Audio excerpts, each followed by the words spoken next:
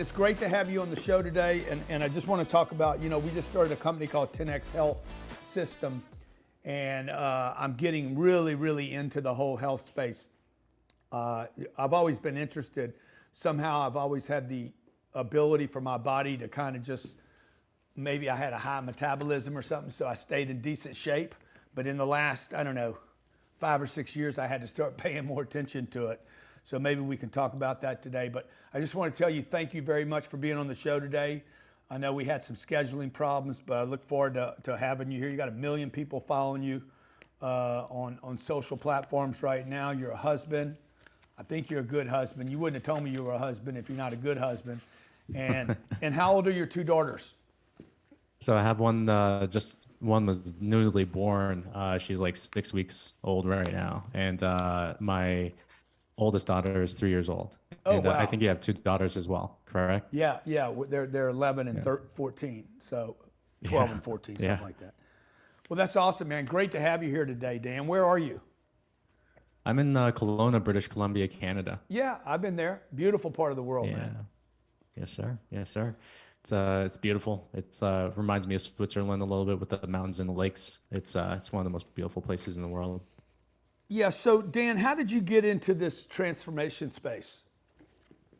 Well, I started by owning my own gym. Actually, I started off as a fat boy way a long time ago. Didn't really think that I could transform my body whatsoever. And it wasn't until I found the gym when my life really changed. And I really do feel that health is real wealth. It actually is the #1 meta habit that you can ever have. It makes every other area of your life better. So I was a personal trainer for a few years, and then I owned a gym for about 11 years. I sold that in 2018. And then I was deciding like what it was that I wanted to do next. And one of the things that I was doing while I was owning a gym was I was going to these masterminds with a lot of these entrepreneurs. And one of the things that kind of just disgusted me a little bit was the fact that they were making like tons of money, but they were like out of shape. So one of the things that I was thinking is like, I don't want to see my friends go out of shape. These are the guys that I respect. These are the guys I look up to. And I know for a fact that once they transform their health, every single area of their life is just going to get better. They're going to get more wealth as a result. They're going to have better relationships with their families. They're going to have better standards for themselves. So I dedicated myself to helping entrepreneurs transform their bodies, and I haven't looked back since 2018.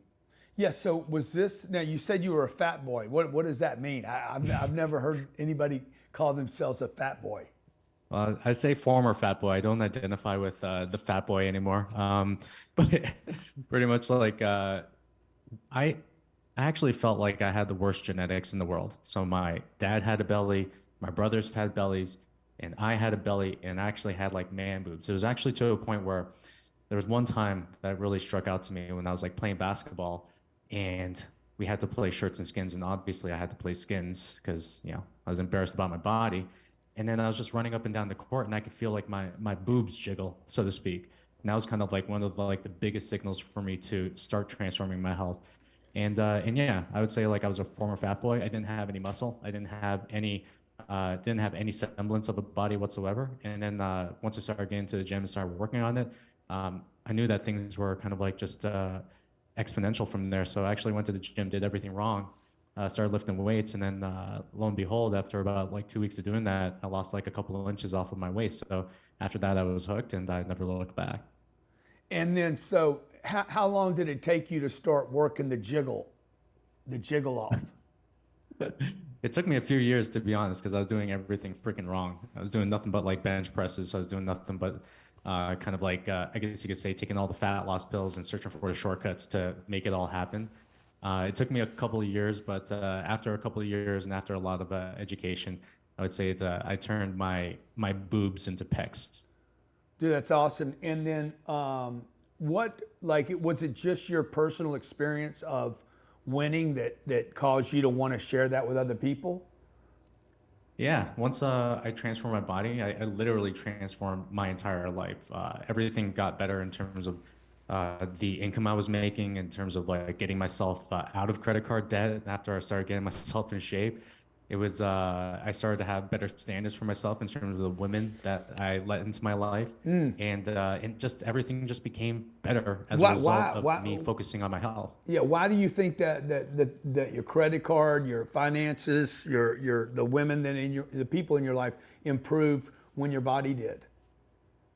I feel like when you start to work on yourself and when you start to self improve, it just automatically ups your standards. And also, the simple act of exercising, it increases blood flow to your brain. It actually increases blood flow to the areas of the brain known for mood control, known for decision making.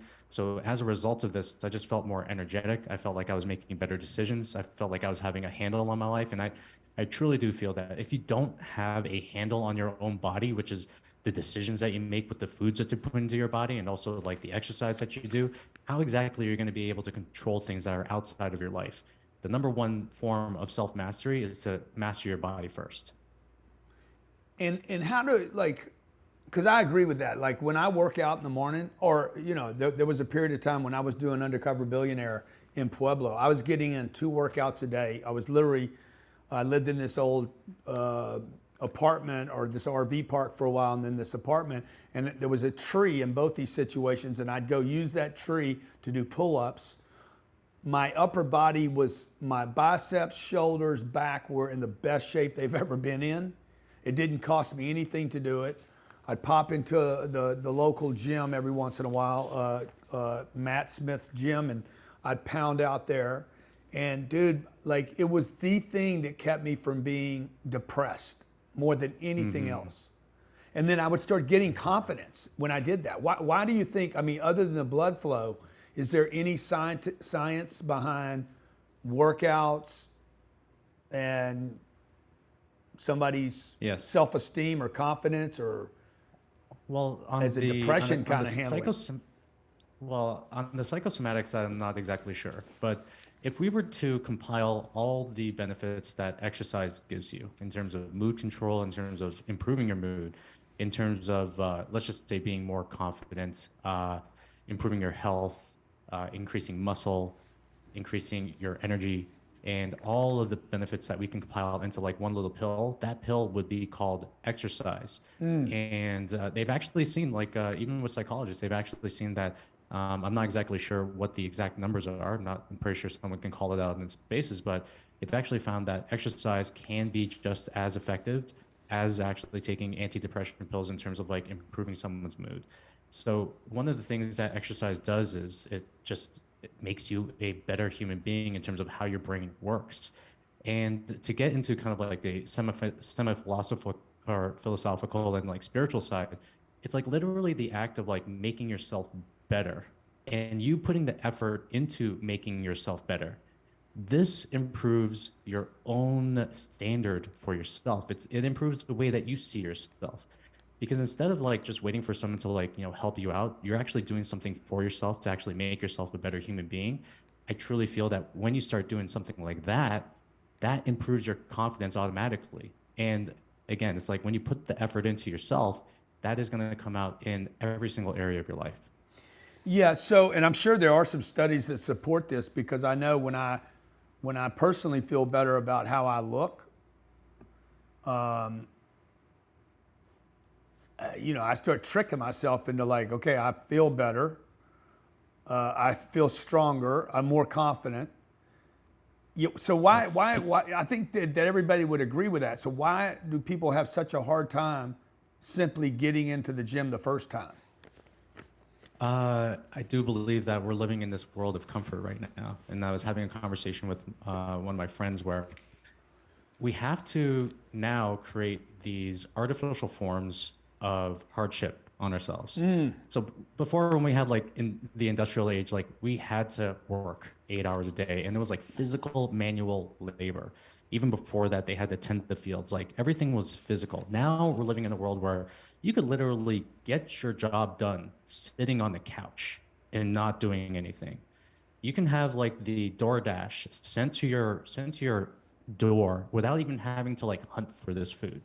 So now we actually have to create these artificial forms of hardship on ourselves in terms of like exercising, in terms of like actually following a diet that is going to get you into the body that you need to. And we have to do these things now because the world is so comfortable. And our whole lives and let's just say our human brains are designed to do the most comfortable things for ourselves. And it is only the guys who can push themselves to do the things that actually make themselves uncomfortable, at least for a short period of time. Those are the people who are going to not only like see the most success in terms of their bodies, but actually see the most success in terms of their lives. Yeah. So, but how do I get in the first time, dude? How do I like without hiring you today? You're in Vancouver. I'm in Miami. Let's say I've been, for instance, I'll just tell you a story about 11 weeks ago. I broke my left shoulder. And how does somebody get back in there again? My arm hurts all the time. My right shoulder's got a rotor cuff injury. I know I need to get down there and work it. My legs don't hurt. My feet don't hurt. I could do legs. Bro, it's been like 11 weeks. I'm getting atrophy on my left arm. I'm seeing my body shrink up. I'm making excuses for not getting in the gym every day.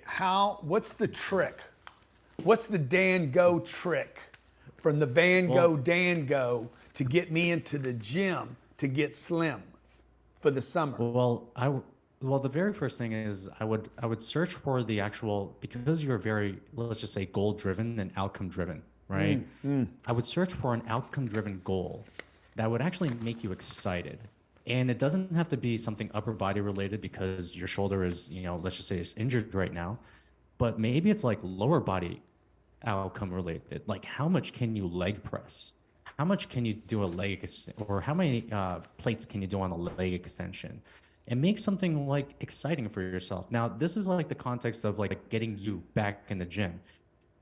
What I would do for someone who is literally like, let's just say like starting from ground zero, I would actually like have them do something physical that they enjoy in the first place, or do something with the minimum effective dose of something that they actually enjoy, whether that be like going hiking, swimming. For me, it was playing basketball to kind of like get initially started, but do something that you actually enjoy doing. And I would say for you, you enjoy crushing goals. You enjoy just achieving shit. So if I were to set any goal for you, I'd be like, okay, cool. Like, how much can we actually increase our leg press power by? How can we work on specific lower body power goals that would have you feeling excited, that would actually have you performing better as a human being?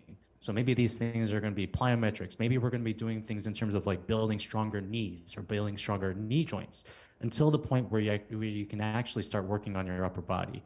But for you, a guy like yourself who's like very like high achieving, I would want to do something that makes you excited. So I would actually want to create goals that get you excited in the first place to get you back in the gym. So when with healthcare or with physical fitness, do you think it's the threat of when do people finally make the decision? When they're threatened or when they're trying to gain something? Usually when they're threatened, is the negativity bias that usually gets people into the gym. I would wish it would not be this way, but usually when people get in the gym, it's when they're at the rock bottom. So for some people, it's like to the point, like right before they're about to take medications for type 2 diabetes. For me, it was to the point where I was like, I basically had man boobs and a big belly, and I was completely disgusted with my body. I feel like there has to be this incredible point of like utter dissatisfaction to the point where you actually have that fire to do something about it. I wish it was different. I wish you could run off of positivity, but as humans, we actually run off of like a negativity bias and survivorship, right? We want to survive. We have to get ourselves to that point where we're so dissatisfied with ourselves that we have to do something. Yeah, I resonate with that more than the how much weight can I lift? For me, it was like my PT, my physical therapist was telling me, look, man, if you don't, and he should have hammered me harder on this. Look, if you do not get in here every single day and do these exercises 3 times a day and get oxygen in your body, get on the red light therapy bed, you need to use your magnet, your PMF magnet, and you need to do legs every day. He should have threatened me. Like, if you don't do that, you're going to lose your shoulder. Then I'd have gone sooner. I would actually like. I like that because you create this picture because you are very much future based as well. Yeah. You're always thinking like 10, 20, 30 years down the line. Like what happens when your legs atrophy? Yeah. Like Yeah. basically you're going to set yourself up for death when you're like 60 or actually when you're like 80 years old because I think you're like 64, 65 right Yeah. now, Yeah. something like that. Yeah. So I would definitely paint that picture for sure. So do you find like, can I do that to myself without it be like damaging my self-esteem? Because I think a lot of people are like, I was playing golf with my wife was actually riding with me and I was playing golf and I was hitting the ball terrible. And I'm like, you dumb, I'm just trashing myself. And she's like, why do you do this to yourself? I'm like, because it makes me better. And she's like, okay. And she started calling me a punk and a P and a B she started dropping bombs on me. I mean, my ball got straight. I started dropping it on the flag, man. It was like, and she's like, oh my God, you are motivated by negativity. Like, do you find that with a lot of people? I find that I use whatever works and whatever motivation works. And unfortunately, but fortunately, that's the type of motivation that works for a lot of us high achievers. We work based off of kind of like, I guess you could say it's like the bias against failure. So there's this idea where you either like are driven to win or you're driven to avoid loss. And a lot of times we are actually driven to avoid loss than we are driven to get some sort of type of reward. So a lot of like there's nothing right or wrong about the mentality that you use. Can it get toxic at a certain level? Absolutely. Yeah, yeah. If you find yourself like talking to yourself like that over and over and over and you feel like you're just not good enough, then that is something definitely to work on. But I like to use fire wherever I get fire from, to be honest. And then sometimes for some people it could be even like spiteful fire, right? It's like they want to prove something to like someone else because like someone else said something to them. And I say use it all. I don't care what motivation you use it. Now, at some point in time, you don't search for motivation. Things become routine, things become discipline.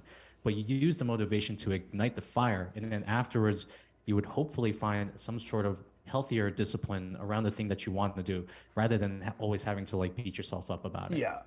Yeah, because look, once I get going, I mean, have you ever seen with the all the people that you've worked with, if a person goes in there every day, is there any chance a human being would have some kind of genetic setup where they wouldn't improve over time? I don't necessarily see that happening a lot with the people that I work with. Yeah. I mean, it's pretty much, I mean, I know if I go in there, I was telling this guy the other day, I said, bro, look, if I get in here every day, I know my shoulder is going to recover at some point if I don't quit. And he's like, yeah, you're right. I said, well, why don't you tell me that? I'm paying you $275 an hour. Remind me, because I need to be reminded. I think that like the part of a coach is actually knowing like how exactly to motivate your ass rather than just like giving you the tactical things to actually do, right? Yeah. How exactly can we hold you to a high standard and keep you accountable based on the ways in which you like to get motivated and stay accountable in the first place? I'm not going to say anything about like your current coach. Seems like, you know, maybe you can say some things that are different to you, but at the same time, like we actually have to find that motivation because for a lot of people who are not necessarily based in fitness, this is not their life. This is not something that they think about every single day. This is actually something that can get forgotten about very easily down the line if you actually don't do it enough. And one of the things that we have to do is just make sure that you're actually just doing the first thing, which is actually like showing up in the first place, showing up and understanding why you're showing up in the first place. And if anything, using those motivations that we just talked about in order to get your ass to the gym and just make sure that you are actually stepping foot across those barriers, across those lines. Once you get in there, you know that you're going to be doing something. So what do you recommend for a schedule? Let's say a guy's coming back, okay? I'm coming back. And let's say, I mean, how do you do that? I'm like, hey, man, I want to, you know, in the beginning, you're not fully committed. Would you agree? Like, nobody's fully committed, even if they say they are. They're coming back. I want to get in shape. What's the schedule? Is it every day? Is it every other day? I would actually go with the minimum effective dose of what they actually need to do. That's the very first thing. Make it simple and make it easy for themselves to actually feel like they're actually winning in the first place. So let's just say like, using yourself as an example, getting you back in the gym, like how many times do you need to get back in the gym? Like the minimum effective dose is like 2 days of like weight training. Like that's the minimum effective, Yeah, but right? what do I get And from 2 days?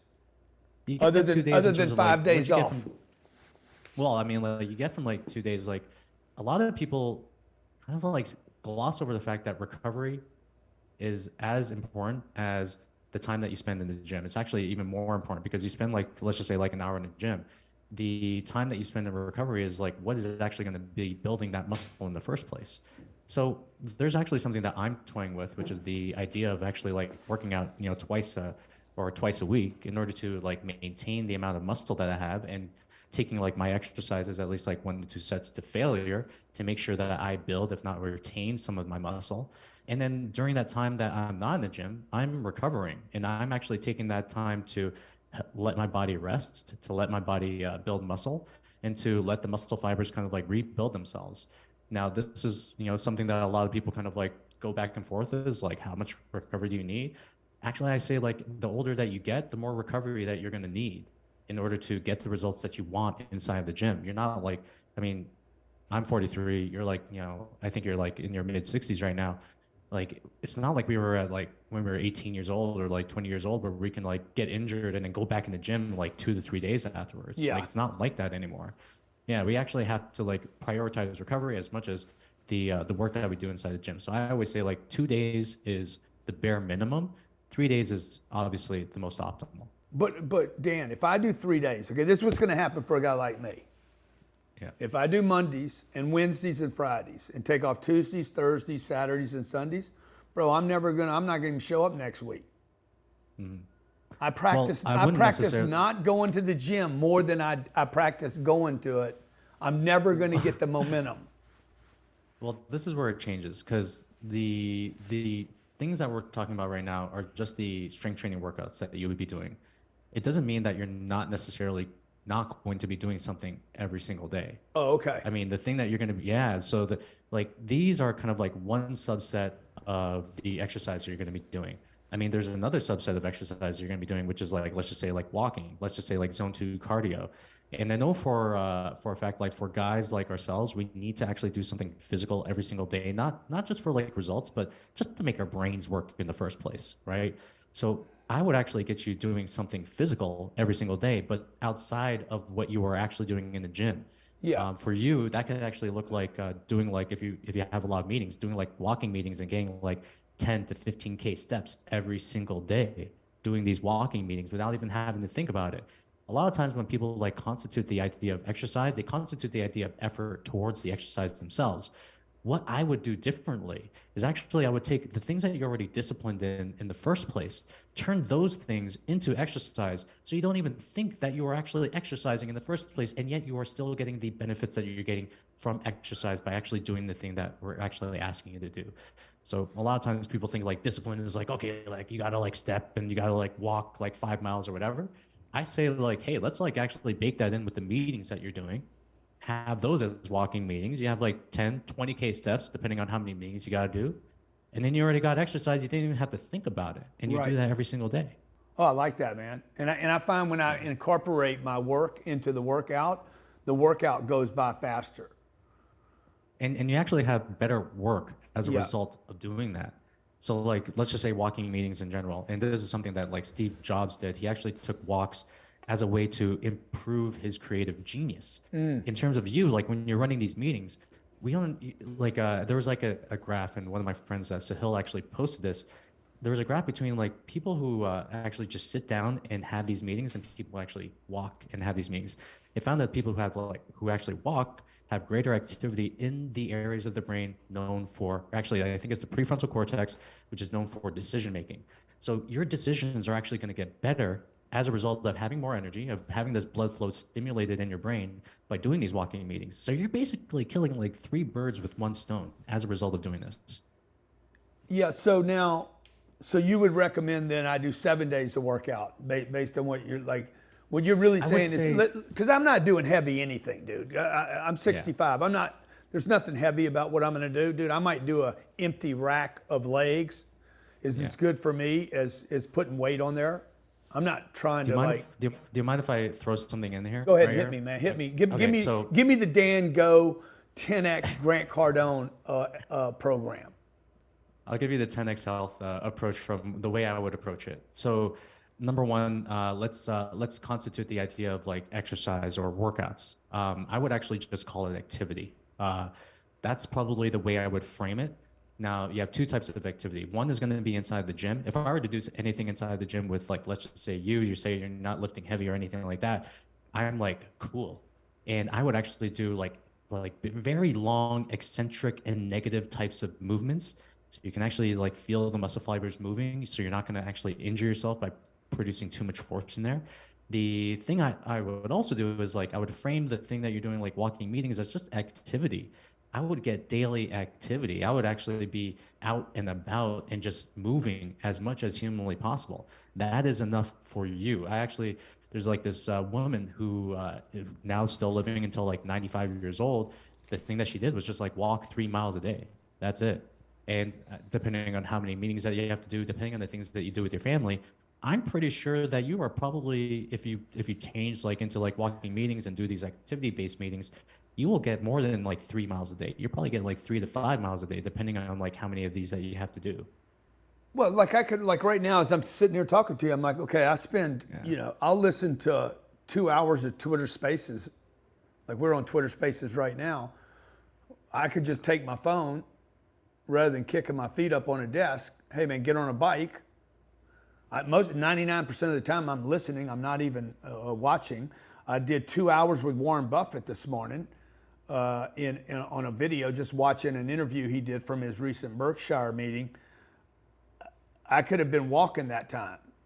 But most of my career, that brings me to this, is that most of my career working out, I've been having to dance around injuries.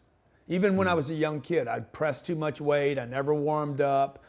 I went and played baseball, was freaking throwing fastballs, on the warm-ups. Completely disregarded anything anybody told me about warming the body up. So now, 40 years later, I'm dealing with foot injuries and knees and rotor cuffs. So how do you work around the injuries?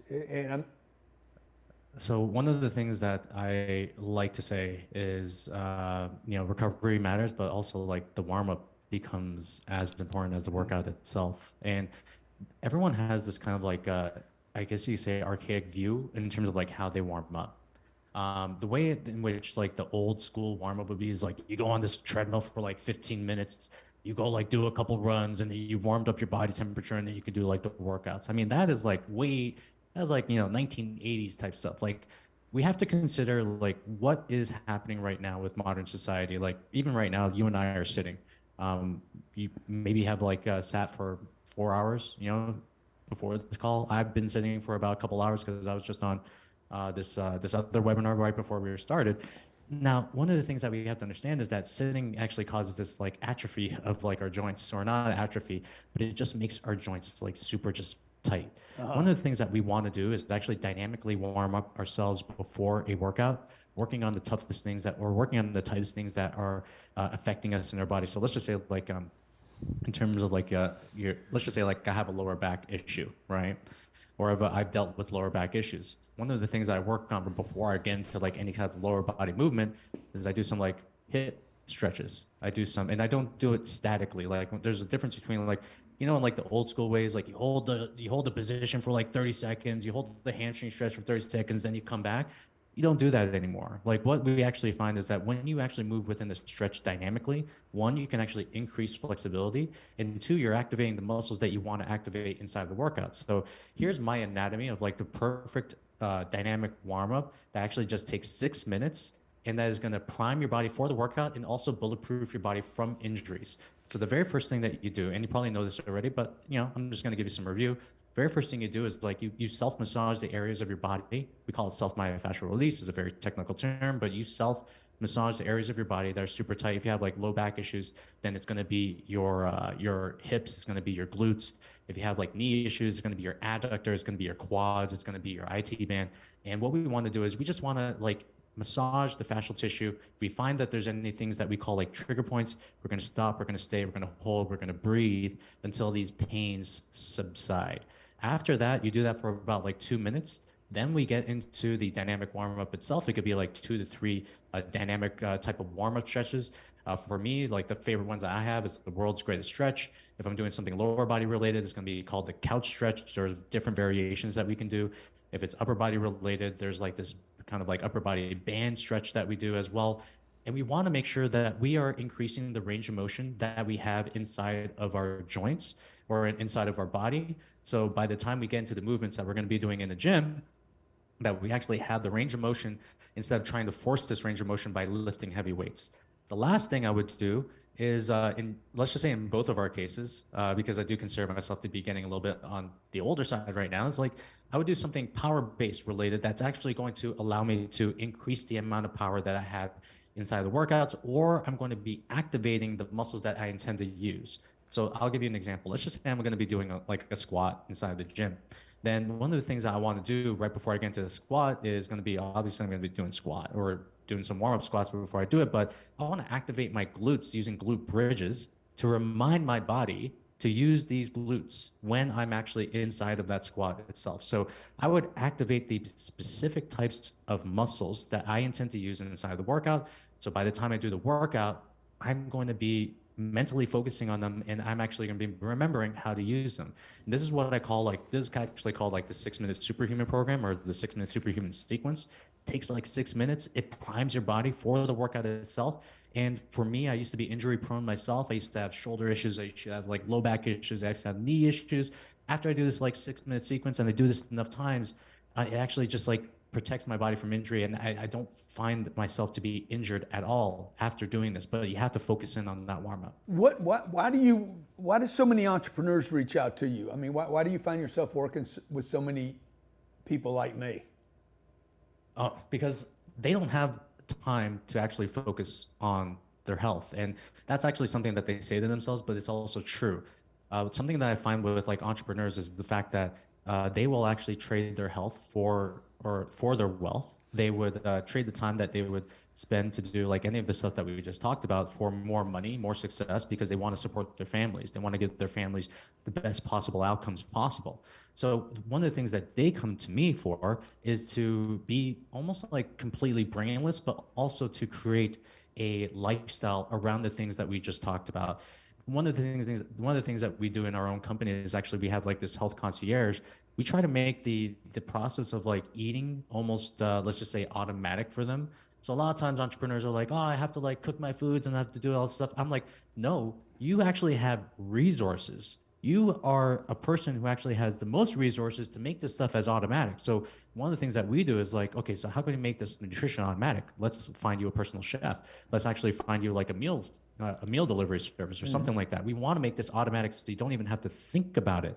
And then from there, you actually can just like eat the meals, not think about it. You know exactly what type of workout that you have to do. And you also have an expert coach to keep you accountable throughout the entire process while you're doing this. So give me yay or nay on these things, okay? Without Yeah. going too deep in them. Keto. Man, I know I have to be like extreme in yay or nay, but I'm gonna say like nay for like 99% of people. Yeah. Yay for people who have like certain types of like specific conditions like epilepsy, certain types of like medical conditions to where keto is actually a benefit to them. But for 99% of people, if they're trying to do it for fat loss, I say nay. Protein only. Nay. Is this carnivore Yeah, that we're carnivore. talking about? Yeah. Okay, so I would definitely say nay. Again, if going on carnivore actually helps you with like your food sensitivities, then great. But I would actually say nay for like 99% of people. Just in general, I'm not a fan of anytime that you restrict entire food groups from the scope of like what you're doing. I don't find that to be a sustainable diet whatsoever for, let's just say, like 99% of people Yeah. out there. What about vegan? Nay. No. Yeah. I'm definitely not. I actually say that you want to go more plant-based and eat more plant-based, nutrient-based types of foods. but I would never go full vegan. I do believe that you get a ton of Never great go full vegan. nutrients and no, yeah, never go full vegan. That reminds me of I don't know. what Can was we that say movie? on Twitter? Yeah. Thunder. Yeah, Tropic Thunder. Tropic Thunder. Never go full vegan. Yeah, yeah. Never go full. Yeah, Yeah. that's going to be a tagline. How right? about let's see what do I have here? How about protein powders? Yes, I'm actually a big believer in whey protein as long as people can find it agreeable with their stomachs.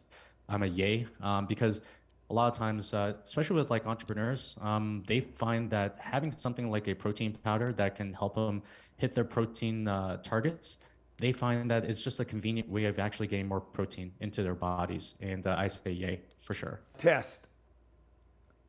What's testosterone replacement therapy? Yes, I would say for this is something that I'm considering after I'm like 50 years old, and I know that testosterone declines. I would say yay if you find that the lifestyle, if changing your lifestyle doesn't fix things, then yes, I would go on TRT, but do not use it until you've actually tried to fix your lifestyle factors. Because a lot of times people just use it as kind of like a shortcut. Yeah, I mean, I know guys today that, man, they're looking at it at 28 years old. I'm like, bro, what are you doing? Like, yeah. it's like, and then they want to get on like super high levels as well. They don't want to do like the normal levels. So there's like T or getting testosterone replacement therapy that give you like normal levels of testosterone, and then there's ones that give you abnormal levels, and that's what these like young guys want. They want like I don't even know what it is, but they want like abnormal levels of testosterone so they can build more muscle. What about like the HGHs, which I don't even know what that stands for? It's a hormone of some sort, right? Yeah, so human growth hormone. Human growth. I'll be quite honest. Like I'll probably just like bounce on this question because I don't have enough expertise on this to say like yay or nay. I've heard like different opinions from either side, but yeah, I'm too stupid to answer that question. But I mean, there are times where, like the muscle, you just quit growing muscle. Period. That's different than test, is it not?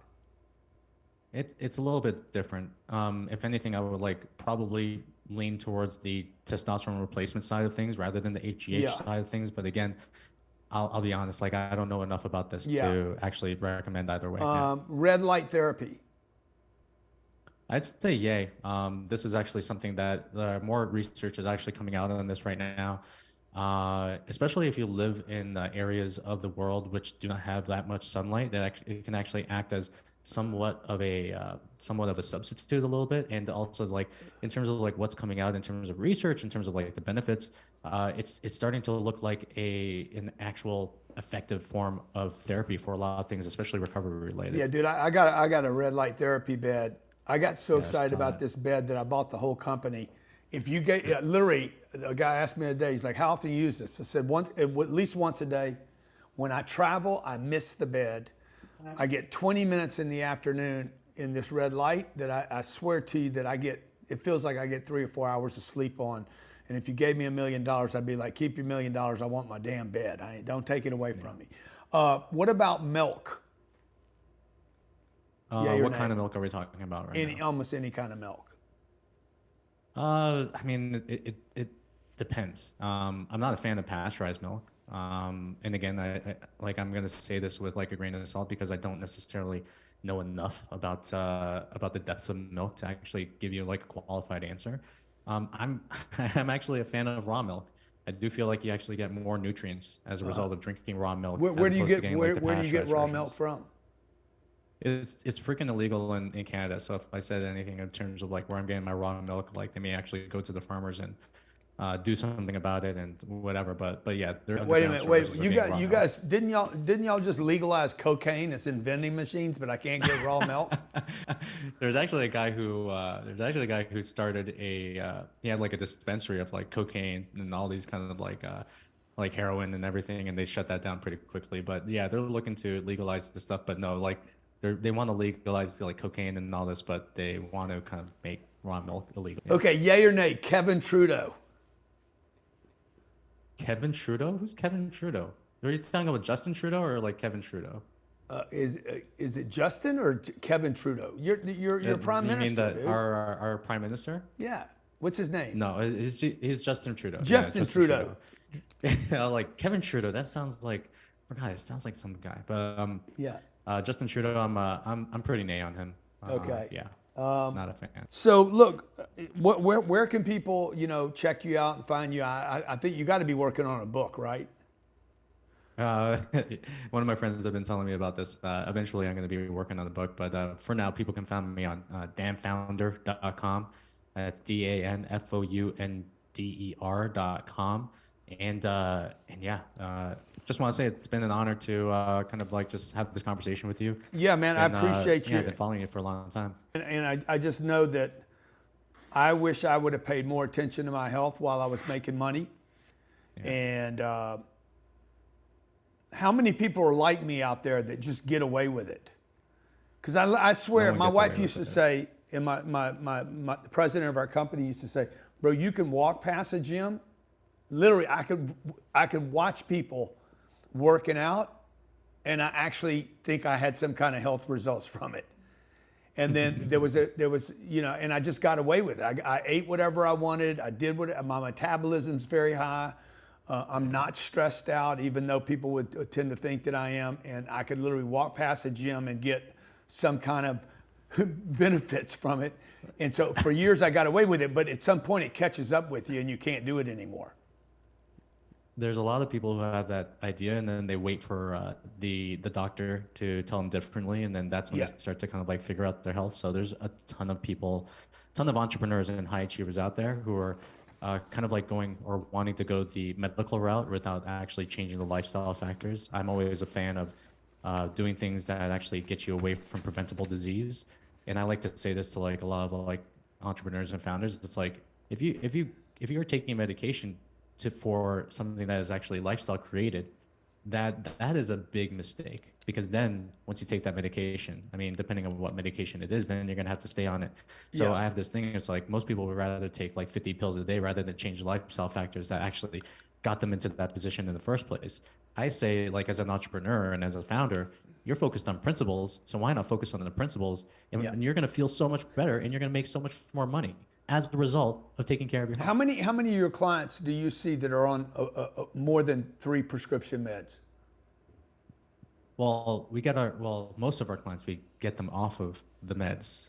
So the meds that we see them on are like statins, blood pressure medications, and one of the things that we try to do with our process is actually to get them away from the meds that they're taking, that for the things that they can actually prevent by fixing their lifestyles.